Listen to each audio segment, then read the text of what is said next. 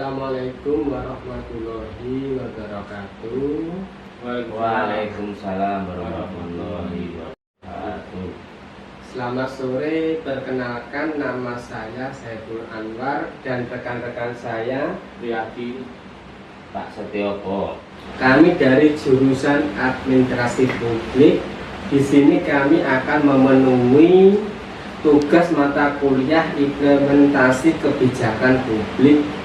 Kami akan mengusung tema tentang implementasi kebijakan Citizen Charter untuk meningkatkan pelayanan yang lebih responsif studi kasus di RSUD Dr. SK Tulungagung.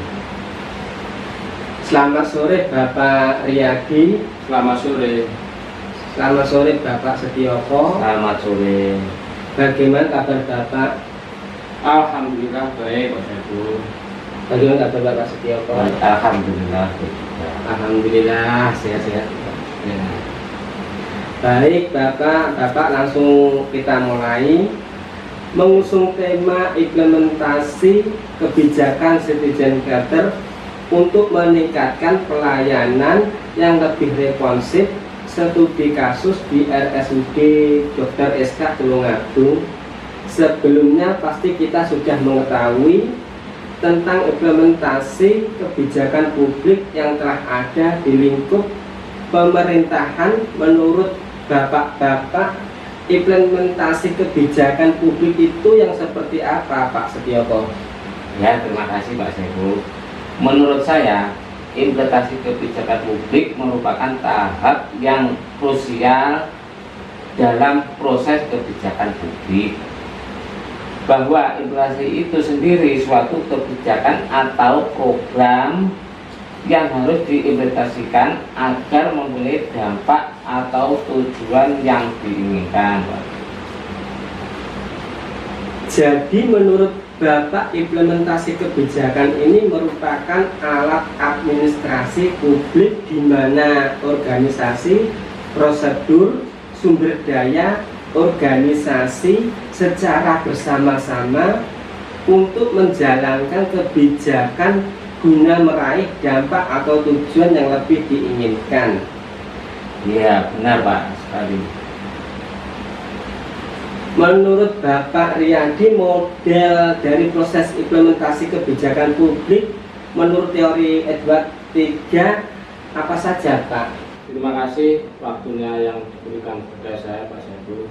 Ya, apa saja yang saya tahu, proses implementasi kebijakan publik menurut Edward III itu terdiri ada 4 faktor. Satu, komunikasi agar masyarakat mendapatkan informasi yang jelas dan akurat. Yang kedua, sumber daya itu sendiri petugas harus yang profesional. Tiga, sikap itu sendiri petugas harus bisa menerapkan sikap yang sopan yang dapat mengayomi masyarakat. Yang terakhir, masalah struktur birokrasi itu sendiri sangat menunjang sekali untuk kelancaran dalam pelayanan. Dari keempat faktor tersebut harus terlaksanakan secara simultan karena antara satu dengan yang lainnya itu sangat berhubungan erat.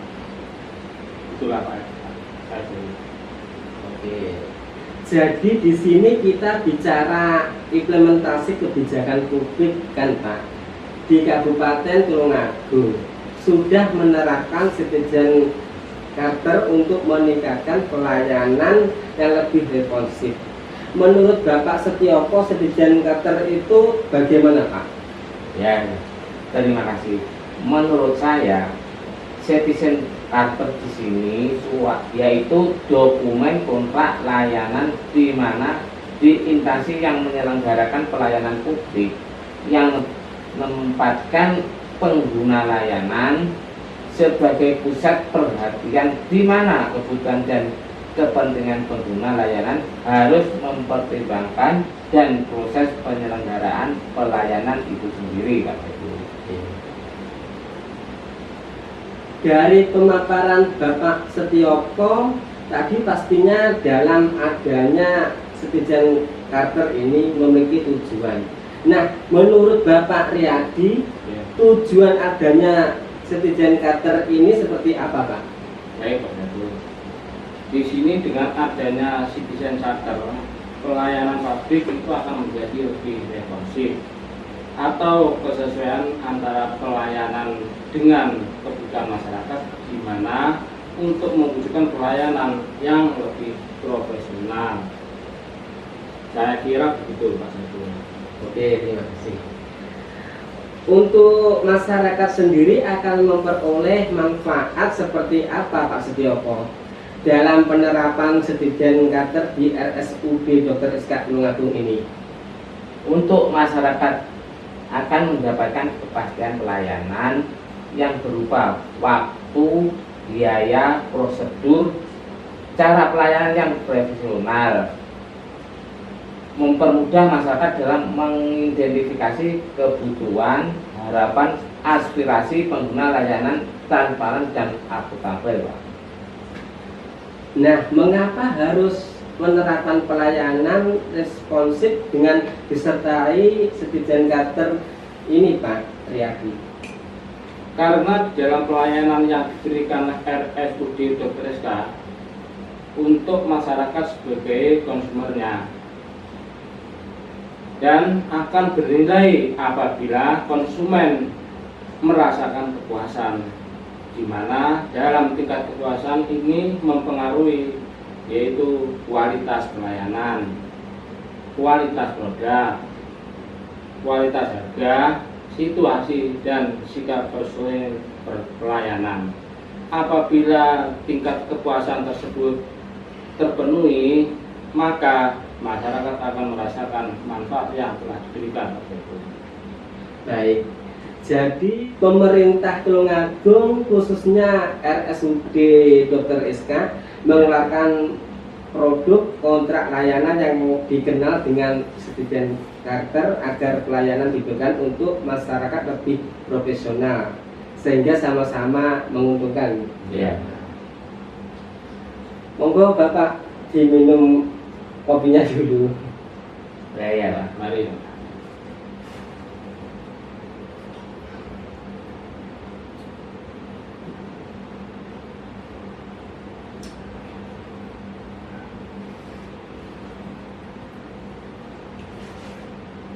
Oke, kita lanjutkan lagi.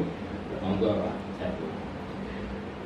Dari segi petugas di RSUD Dr. SK, apakah sudah sesuai dengan peraturan yang ditetapkan menurut Pak Setioko? Ya, terima kasih. Menurut saya sudah, Pak. Petugas pelayan di RSUD Dr. SK sudah ditugaskan di bidang masing-masing yang sesuai dengan kemampuan yang dimiliki dalam pemberian pelayanan kepada masyarakat, itu, Pak. Baik, sedangkan biaya yang dibebankan untuk masyarakat itu bagaimana Pak Riyadi? Untuk anggaran biaya rumah sakit Dr. SK itu telah disesuaikan dengan masing-masing unit pelayanan pada instalasi rawat jalan. Itu. Baik, jadi di RSUD Dr. SK sudah menerapkan Citizen Charter ini ya Pak, Ya, sesuai SOP yang ada. ya. Sudah, Pak. Sesuai standar operasional dan prosedur yang telah diterapkan dengan penanganan kasus gawat darurat yang modern dengan bekerja sama dengan kepolisian, TNI, pemadam kebakaran, BPBD, serta layanan medis tingkat kecamatan atau desa serta lembaga kesehatan swasta, gitu, Pak. Jadi sangat bermanfaat sekali ya Pak Ya, ya. dalam penerapan Citizen Charter ini untuk mendukung pelayanan yang responsif untuk masyarakat. Terima kasih atas waktunya Bapak telah meluangkan waktunya untuk datang di podcast kami. Semoga masyarakat terbantu dan merasakan manfaatnya dari pelayanan RSUD Dr. SK Tulungagung. Terima kasih atas kerjasamanya. Sama-sama. Ya, demikian tadi video singkat dari kami, semoga bermanfaat. Saya Saiful Anwar. Saya Riyadi. Saya Setioko. Terima kasih kami ucapkan. Wassalamualaikum warahmatullahi wabarakatuh. Waalaikumsalam warahmatullahi wabarakatuh.